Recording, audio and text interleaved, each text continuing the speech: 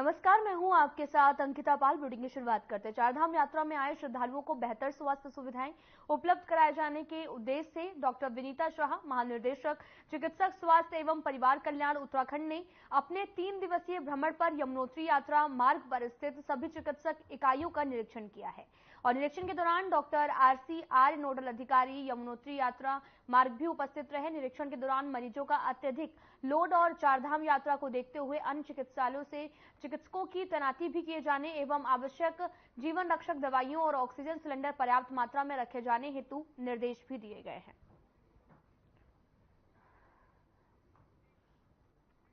आपको बताते चले कि चारधाम में स्वास्थ्य विभाग जो है वो लगातार अलर्ट मोड पर है।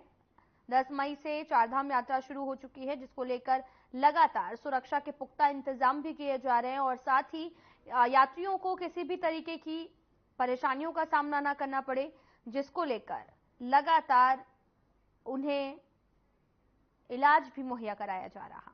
आपको बताते चलें कि बद्रीनाथ धाम की यात्रा ने अब और ज्यादा रफ्तार पकड़ ली है। रविवार को बद्रीनाथ धाम में 28,000 से भी अधिक श्रद्धालु दर्शन करने के लिए पहुंचे और यह एक नया रिकॉर्ड है। यात्रा के इतिहास में पहली बार ऐसा हुआ जब धाम में एक ही दिन में काफी ज्यादा श्रद्धालु जो हैं वो पहुंचे हैं। और वहीं बद्रीनाथ में पहुंचने वाले श्रद्धालुओं की संख्या 1 लाख के पार भी हो गई है। बद्रीनाथ धाम की यात्रा 12 मई से शुरू हुई है।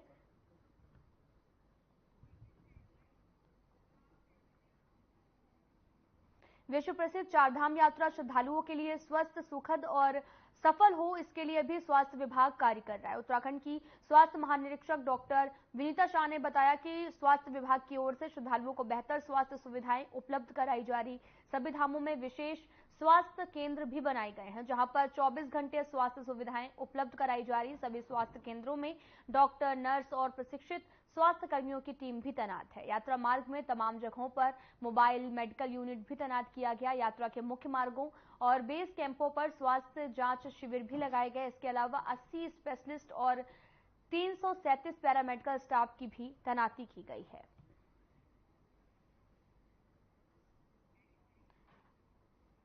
आपको बताते चले कि मोबाइल मेडिकल यूनिट लगातार तैयार की गई है। मुख्य मार्गों पर बेस कैंपों की भी यहां पर सुविधा की गई है। आपको बताते चलें कि चारधाम यात्रा की शुरुआत हो चुकी है, तो वहीं 10 मई से यात्रा की शुरुआत हो गई और लगातार श्रद्धालु दर्शन करने के लिए पहुंच रहे। मुख्य मार्गों पर बेस कैंपों की भी सुविधा उपलब्ध कराई गई है। विभाग हमारे चारधाम यात्रियों की स्वस्थ, सुखद और सफल यात्रा के लिए प्रतिबद्ध है। यात्रा रूट पे हमारी परमानेंट और टेम्परेरी चिकित्सा इकाइयाँ हैं, जिसमें हमारे ट्रेन डॉक्टर्स और स्वास्थ्यकर्मी सेवा देने के लिए प्रतिबद्ध हैं। इसके अलावा बेस कैंपों में और यात्रा के मुख्य मार्ग में हमारे द्वारा स्क्रीनिंग की जा रही है। लगभग अभी तक हमारे जितने कर्मियों द्वारा 1,10,000 आज की डेट में स्क्रीनिंग हो गई है, जिसमें लोगों की ब्लड प्रेशर की, शुगर की जांच की जा रही है और उन्हें प्रिकॉशन के बारे में बताया जा रहा है।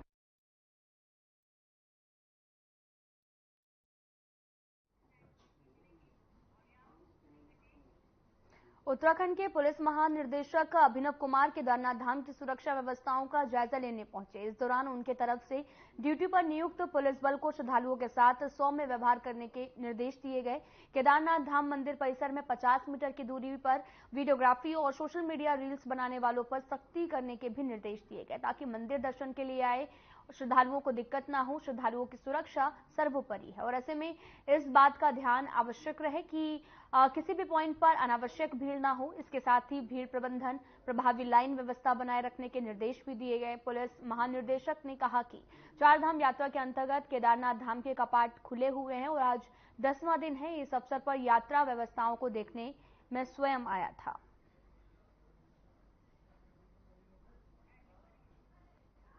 आपको बताते चलें कि सुरक्षा व्यवस्थाओं का यहां पर जायजा भी लिया जा रहा और साथ ही दिशा निर्देश भी कई तरह के जारी किए गए हैं। और पुलिस महानिर्देशक भी केदारनाथ धाम पहुंचे, जहां पर लगातार श्रद्धालुओं की भीड़ बढ़ती जा रही, जिसको कंट्रोल करने के लिए सुरक्षा व्यवस्थाओं का भी यहां पर जायजा लिया गया। व्यवस्थाओं को लेकर भी दिशा निर्देश जारी किए गए हैं। हालांकि पिछले साल के मुकाबले इस साल लगातार चारधाम यात्राओं में बहुत ज्यादा श्रद्धालु दर्शन करने के लिए पहुंच रहे हैं।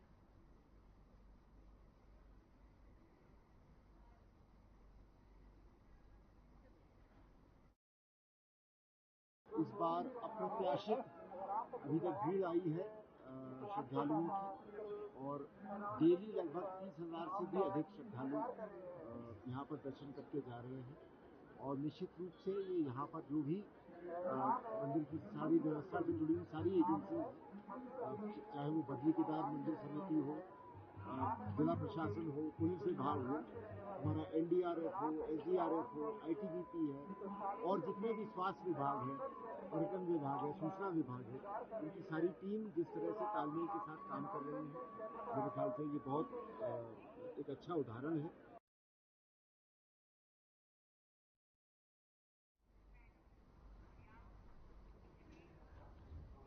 हरिद्वार ज्वालापुर विधानसभा के पूर्व विधायक रविदासाचार्य सुरेश राठौर का एक वीडियो सोशल मीडिया पर वायरल हो रहा था। आपको पता चले कि वीडियो में वे एक महिला के बाल संवारते हुए दिखाई दे रहे थे। इस वीडियो के वायरल होने के बाद सुरेश राठौर और वीडियो में वायरल हो रही महिला उर्मिला ने भी इस वीडियो को गलत तरीके से वायरल करने का आरोप लगाया और कहा कि ये वीडियो उनके आने वाली फिल्म का भी है, जिसे गलत तरीके से वायरल किया गया। उन्होंने ये भी कहा कि इस पूरे मामले पर उनके द्वारा कानूनी कार्रवाई की जाएगी। अभिनेत्री उर्मिला को भी श्री गुरु रविदास विश्व महापीठ की मुख्य सेविका बनाया गया।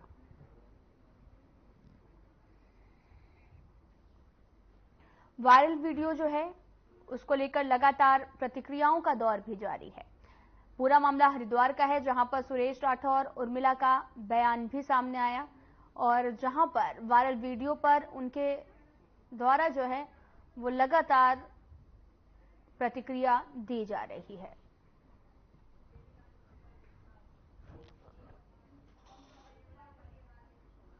जो मूवी है हमारी बहुत जल्द आ रही है और फुल ऑन कॉमेडी है और सटायर कॉमेडी है, एक राजनीतिक उसके ऊपर कॉमेडी है और सटायर है और बहुत जल्दी ये दिवाली तक ये रिलीज होगी ये फिल्म हमारी। और मेरे ख्याल से जब मैं तो ये कह रही हूँ कि वो सीन जब एक इतना वायरल होगा, ऑल ओवर इंडिया वायरल हो गया, क्योंकि मैं सर्वप्रथम एक अभिनेत्री हूँ, मुझे कोई जम्मू से भेज रहा है, कोई कहीं से भेज रहा है, बैंगलोर से, कैलकाटा से, कि ये तो हमने आपका वाला सीरियल देखा था मैडम, ये तो वो है, ये तो वो है, आपका क्या। तो तरह तरह के, मैं ये कहती हूँ अगर एज ए मतलब मैं लोकप्रियता देखूं कि जब एक हमारी जोड़ी को इतनी लोकप्रियता मिल रही है तो आने वाली फिल्म को हमारी कितनी लोकप्रियता मिलेगी। इस समाज में विभिन्न प्रकार के जो इस तरह के लोग अनर्गल प्रचार करके उर्मिला जी को बदनाम करने का काम, या मेरे को बदनाम करने का काम, या संगठन को बदनाम करने का काम, हमारी छवि को धूमिल करने का काम कर रहे हैं, वो उनके हमारे खिलाफ जो षड्यंत्र करते हैं उसका सीधा सा जवाब है। मैं कुछ नहीं कहना चाहता, लेकिन ऐसे लोग समाज में हमेशा रहते हैं। जब कोई विशाल संगठन बढ़ता है, इनकी बड़ी भूमिका रही है, राष्ट्रीय प्रवक्ता के रूप में समाज में काम करती हैं, जाती हैं, अच्छी ओजस्वी वक्ता भी हैं, तो लोग जलेसी भी रखते होंगे, इनके बढ़ते हुए कद को रोकने का प्रयास करते होंगे। तो इसी तरह के प्रलोभन और इस तरह की जो घटनाएं घट रही हैं, तो ये अच्छे नहीं है।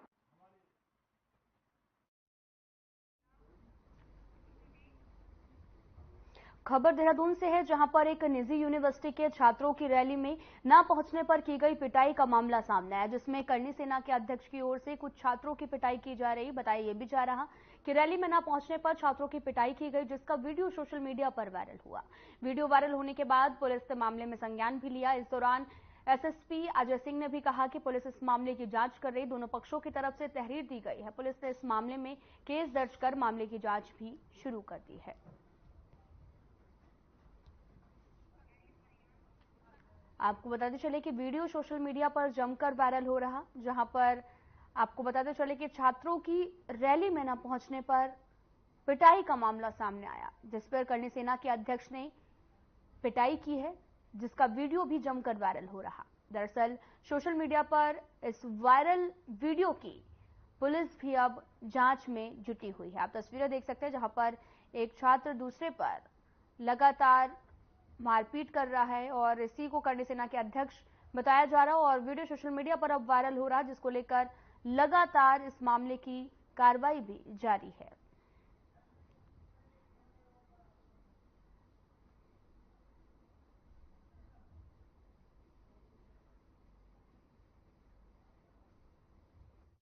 संज्ञान में आता है। रैली को लेकर 2 गुट में इसमें ना शामिल होने को लेकर जैसा प्रार्थना पत्र दिया गया, मार पिटाई की गई थी और जिस पर दूसरे पक्ष ने भी जाकर जब ये सूचना मिली तो इसमें झगड़ा हुआ था। दोनों पक्षों की तरफ से क्रॉस तहरीर प्राप्त हुई थी जिसमें मुकदमा दर्ज कर लिया गया और उसकी इन्वेस्टिगेशन थाना प्रेमनगर से चल रही है।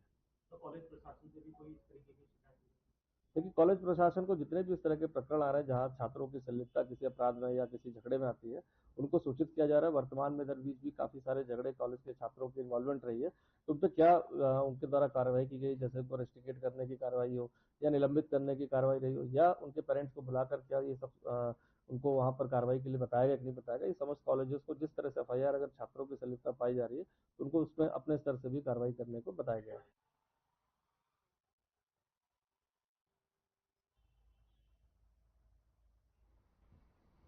खबर देहरादून से, जहां पर बीजेपी निकाय चुनाव में उतारे जाने वाले प्रत्याशियों को चुनने के लिए सर्वे कराएगी और साथ ही कार्यकर्ताओं से रायशुमारी भी करेगी। पार्टी के प्रदेश अध्यक्ष महेंद्र प्रसाद भट्ट ने कहा कि प्रत्याशियों के चयन की प्रक्रिया सीटों के आरक्षण तय हो जाने के फौरन बाद शुरू हो जाएगी।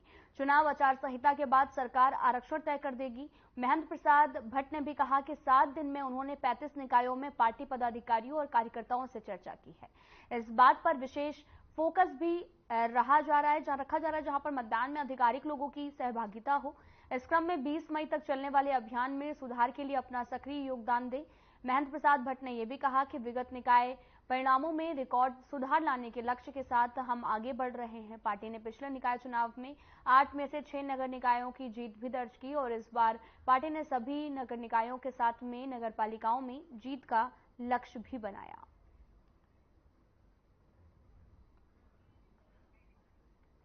आपको बताते चलें कि बीजेपी जो है वो आरक्षण तय करने पर के बाद में अब यहां पर शुरू होगा निकाय चुनाव में प्रत्याशियों का यहां पर अब सर्वे भी किया जाएगा। दरअसल आपको बताते चलें कि बीजेपी प्रत्याशियों का सर्वे कराएगी। नगर निकाय चुनाव जल्दी होने वाले हैं जिसको लेकर आरक्षण तय हो जाने के बाद सर्वे भी शुरू कर दिया जाएगा। दरअसल निकाय चुनाव में प्रत्याशियों का सर्वे किया जाएगा कि जनता किसको ज्यादा पसंद कर रही है।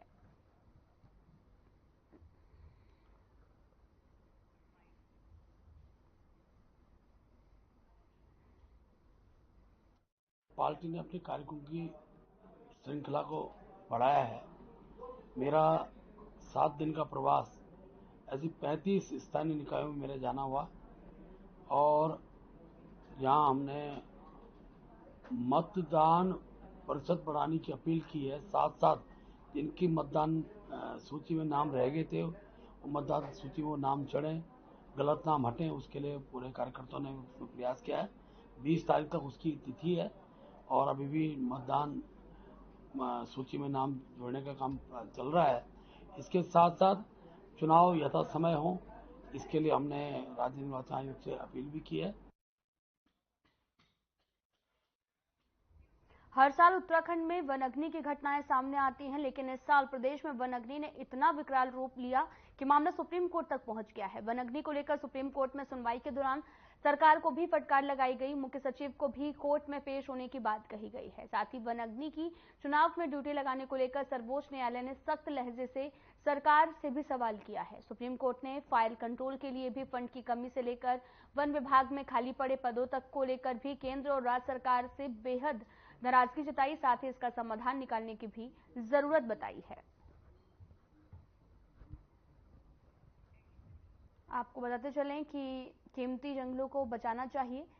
सुप्रीम कोर्ट ने अब सुनवाई की है जिसमें राज्य सरकार को भी फटकार लगाई है, जिसमें लगातार वनाग्नि के मामले बढ़ते जा रहे थे, जिसको लेकर सुप्रीम कोर्ट तक ये पूरा मामला पहुंच गया, जहां पर फंड की कमी को लेकर और साथ ही रिक्त पदों पर भी अब सवाल उठाए गए हैं। वनाग्नि की लगातार घटनाएं बढ़ती जा रही, जिसको लेकर सुप्रीम कोर्ट ने राज्य सरकार पर भी कई तरह के सवाल खड़े किए हैं।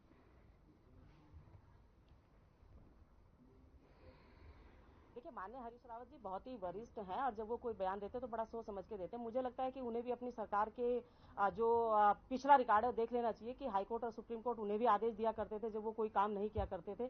तो रही बात भर्ती होने की, तो मुझे लगता है कि सरकार इस ओर अपना ध्यान दे रही है और जो जितनी भी वैकेंसी जितनी भी भर्ती होगी, चाहे फॉरेस्ट गार्ड की हो या अन्य तमाम विभागों की है, उनको करने का काम सरकार करेगी। तो माननीय हरीश रावत जी के दिशा निर्देश पर नहीं, बल्कि जो सरकार की मुहिम है भर्ती करने की, वैकेंसियां निकालने की, तो मुझे लगता है उसके तहत ये काम हो रहा है। और रही बात आरोप लगाने की कि माननीय हरीश रावत जी आरोप लगा रहे हैं कि हाईकोर्ट के बाद ही शायद सरकार जागी होगी, तो हरीश रावत जी भली भांति जानते हैं कि उनको कितने आदेश हाईकोर्ट ने दिए थे। माननीय हरीश रावत जी ने बिल्कुल सही पोस्ट डाली है और सही बात कही है। सरकार अपने कर्तव्य पथ से डगमगा रही है। सरकार को पता ही नहीं है कि कहाँ क्या काम होना है, क्योंकि भारतीय जनता पार्टी के अधिकांश मंत्री या तो चुनाव में व्यस्त हैं या राजनीति करने में मस्त हैं। उनको राज्य के सरोकारों से कोई लेना देना नहीं है, उनको नियुक्ति से कोई लेना देना नहीं है, उनको राज्य के विकास से कोई लेना देना नहीं है। भारतीय जनता पार्टी की जो आपस की खींचतान है, एक दूसरे को नीचा दिखाने की प्रवृत्ति है, उस वजह से भी ये सब काम प्रभावित हो रहे हैं।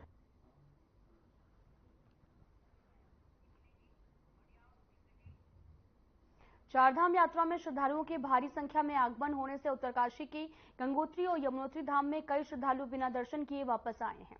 इस बात को लेकर उत्तरकाशी के प्रभारी मंत्री डॉक्टर प्रेमचंद अग्रवाल ने भी कहा कि अगर कोई यात्री दर्शन नहीं कर रहा तो ये हमारे लिए चिंता का विषय है। साथ ही उन्होंने ये भी कहा कि कोई यात्री बिना पंजीकरण के दर्शन करने के लिए आने की हिमाकत करता है, उनकी वजह से अव्यवस्थाएं हो रही हैं।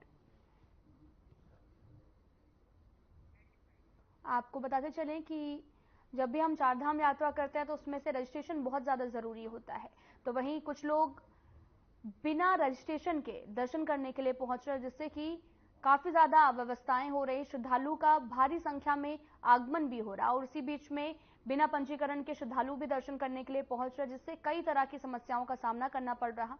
और साथ ही यहाँ पर एक बैठक का आयोजन किया गया, जहां पर चारधाम यात्रा में जाम को लेकर, श्रद्धालुओं की भारी संख्या में आगमन को लेकर बातचीत भी की गई है।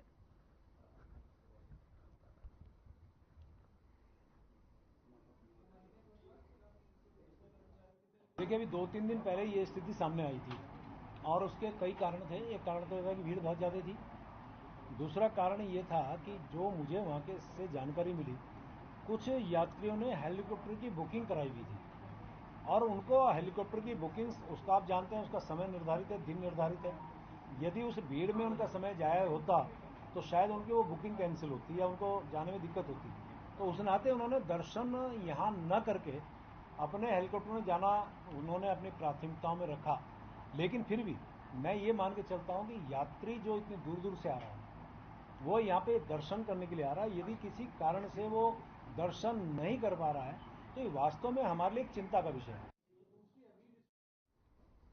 उत्तराखंड में 10 मई से चारधाम यात्रा का आगाज हो चुका है और इस साल श्रद्धालुओं की संख्या रिकॉर्ड तोड़ती हुई नजर आई और यही कारण है कि कहीं ना कहीं व्यवस्थाएं डगमगाती हुई नजर आ रही। यात्रा के शुरुआती दिनों में कई तस्वीरें भी सामने आई, जिन्हें देखकर विपक्ष लगातार अव्यवस्थाओं को लेकर भी सवाल खड़ा कर रहा। हालांकि मुख्यमंत्री के निर्देश पर सुगम संचालन, मॉनिटरिंग के लिए भी 3 सचिव अधिकारियों को जिम्मेदारी दी गई। उसके साथ ही तमाम विभाग अलर्ट मोड पर हैं। चारधाम व्यवस्थाओं को लेकर पूर्व नेता प्रतिपक्ष और कांग्रेस विधायक प्रीतम सिंह का भी कहना है कि सरकार को चारधाम यात्रा की तैयारी पूर्व में कर लेनी चाहिए थी। उन्होंने ये भी कहा कि पूरी सरकार चुनाव में व्यस्त रही, उनका यात्रा से कोई भी सरोकार नहीं रहा। जब व्यवस्था पूरी तरह से विफल हो गई और तो अब सरकार के हाथ पैर भी फूले हुए नजर आए।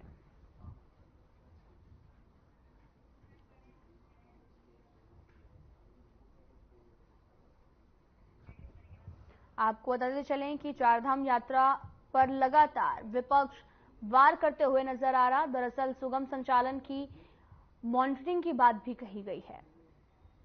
3 सचिव अधिकारियों को भी जिम्मेदारी सौंपी गई। चारधाम यात्रा 10 मई से शुरुआत हो गई, जिसको लेकर कई तरह की अव्यवस्थाएं हो रही, जिसको लेकर विपक्ष भी सरकार को कटघरे में खड़ा कर रहा। दरअसल 3 सचिव अधिकारियों को भी जिम्मेदारी दी गई है।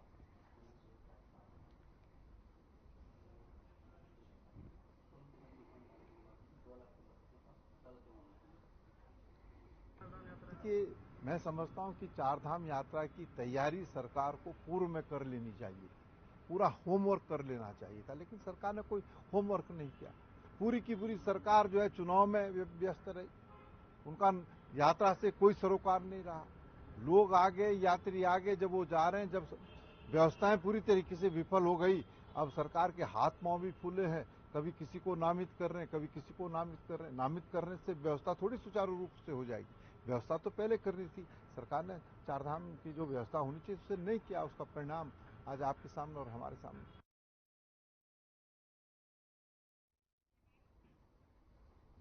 खबर देहरादून से है, जहां पर भगवान विश्वनाथ जगदीश शिला डोली 25वें वर्ष में प्रवेश कर गई है और वहीं यह डोली राजधानी देहरादून के नगर निगम स्थित टाउन हॉल में पहुंची, जहां पर एक विशेष कार्यक्रम के दौरान वहां पर मौजूद लोगों ने डोली का स्वागत किया, आशीर्वाद लिया। डोली लेकर पहुंचे यात्रा संयोजक और कांग्रेस के पूर्व कैबिनेट मंत्री प्रसाद मैथानी ने भी कहा कि विश्वनाथ जगदीश शिला डोली यात्रा पिछले 24 सालों से यहां से निकाली जा रही है और विश्व शांति की कामना के उद्देश्य को लेकर डोली यात्रा समूचे 13 जिलों में निकाली जाएगी। साथ ही उन्होंने ये भी कहा कि उत्तराखंड देवों की भूमि रही है, देव संस्कृति को रक्षा करने और उत्तराखंड में चारों धामों के अलावा 1000 धाम स्थापित हों, इसके लिए टपकेश्वर मंदिर के श्री 108 महंत कृष्णागिरी महाराज भी डोली का आशीर्वाद लेने पहुंचे।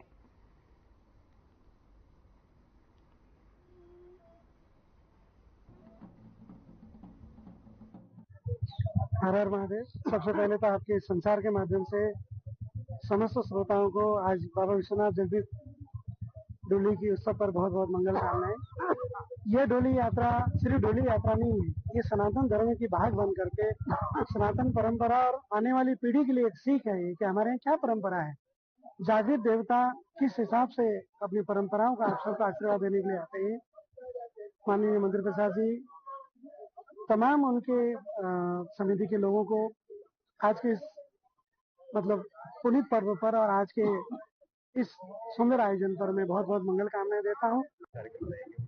देखिए, ये विश्वनाथ जगदीश शिला डोली इस बार 25वें वर्ष में प्रवेश कर रही है और इस डोली का जो मुख्य उद्देश्य है वो विश्व में शांति कायम हो, देव संस्कृति की रक्षा हो और उत्तराखंड में 4 धाम के अलावा 1000 धाम यहाँ पे स्थापित हों, 1000 संस्कृत के विद्यालय खुले, 1000 ध्यान केंद्र बने और जो हमारे उत्तराखंड की जो धरती बंजर हो गई है उसको आबाद करने का, और जो वो बिक रही है, जो भूमाफिया यहाँ पर जमीन को खरीदने का काम कर रहे हैं, उसको न बेचने का संकल्प। शहर में व्यापारिक संस्थाओं की तरफ से खुला सीवरेज बहने को लेकर उत्तराखंड का जल संस्थान ने लगभग 100 रेस्टोरेंट और ढाबों को नोटिस भेजा है और इस बात को लेकर भी उत्तराखंड जल संस्थान के महाप्रबंधक इंजीनियर डीके सिंह ने भी कहा कि ऐसी लापरवाहियों को रोकने के लिए हमने टीमें गठित की हैं और उन सभी लापरवाह व्यावसायिक संस्थानों को नोटिस भी भेजा जा रहा है। साथ ही उन्होंने ये भी कहा कि व्यावसायिक संस्थानों को आदेश है कि जितना सीवरेज निकलता है उसका 80% इस्तेमाल करें, लेकिन ऐसा नहीं हो रहा है। देखिए, जो भी इस तरीके का वेस्टेज है उसको रोकने के लिए हमने टीम्स गठित किए हैं और इंजीनियर्स मॉर्निंग में, इवनिंग में सप्लाई के समय जा रहे हैं और जो इस तरीके का, चाहे घरेलू हो चाहे अघरेलू हो, कोई भी अगर इस तरीके की स्थिति पाई जाती है तो उसके लिए नोटिस सर्व कर रहे हैं। इसके अलावा हमने जो बहुत बड़े अपार्टमेंट्स हैं, बहुत बड़े बड़े होटल्स हैं, बहुत बड़े बड़े व्यावसायिक संस्थान हैं, उन संस्थानों में भी सीवेज, जो हमारे पानी से सीवेज जनरेट हो रहा है, उस सीवेज जनरेशन का किस तरह से निस्तारण किया जाए। चारधाम यात्रा में यात्रियों के स्वास्थ्य को लेकर जिला स्वास्थ्य प्रशासन एक्टिव मोड में है, जिसके चलते ऋषिकेश के ट्रांजिट कैंप में भी यात्रियों के स्वास्थ्य की जांच भी लगातार की जा रही है। इस बात को लेकर देहरादून के सीएमओ डॉक्टर संजय जैन ने भी बताया कि हमारे 5 बेड के ट्रांजिट कैंप में हमने 24 घंटे एक मेडिकल टीम 8-8 घंटों के लिए तैनात की। साथ ही उन्होंने यह भी कहा कि जो भी यात्री ऋषिकेश से चारधाम यात्रा की शुरुआत कर रहे, अगर उन्हें स्वास्थ्य संबंधी परेशानी होती है तो उन्हें निःशुल्क दवाइयां उपलब्ध कराई जाएं।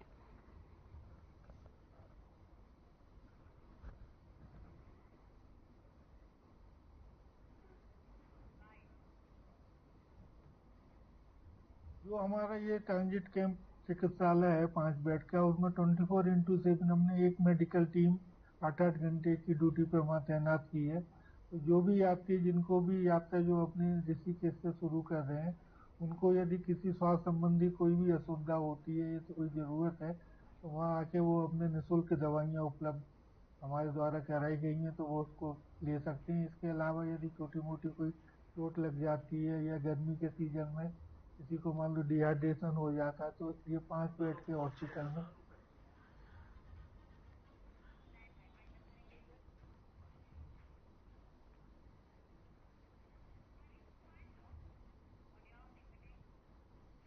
राजपुर में इतना ही। नमस्कार।